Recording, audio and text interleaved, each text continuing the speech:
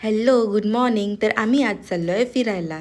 कुठे चाललो आहे तुम्हाला थंबनेलमध्ये कळलंच असेल, तर व्हिडिओ नक्की शेवटपर्यंत बघा. तर छोटं बिल्लू असल्यामुळे रात्रीच मी सर्व तयारी करून ठेवली होती. आम्ही सकाळी 5 वाजता उठलो आणि आम्ही तिघेही छान रेडी होऊन निघालो. खूप दिवसांनी आज बाहेर फिरायला जाणार होतो म्हणून एक्साइटमेंट लेवल काही जास्तच हाय होती. तेवढ्याचा बोगदा आला आणि बोगदा आल्यावर ह्या काळ्या कुट्ट अंधारात ओरडायची मज्जाच वेगळी. हे असं काही केलं की लहानपणच आठवतं मला. असो, तर आमच्यासोबत आमचे पिकनिक पार्टनर म्हणजे सलोनी आणि नितेश हे आमचे जीवलग मित्र हे पण आमच्यासोबत आलेले होते. कुठेही जायचं असलं तर आम्ही चौघे सोबतच असतो नेहमी. चला तर मग ब्रेकफास्ट टाइम झालेला होता आणि आमच्या पिल्लांना भूक लागलेली होती.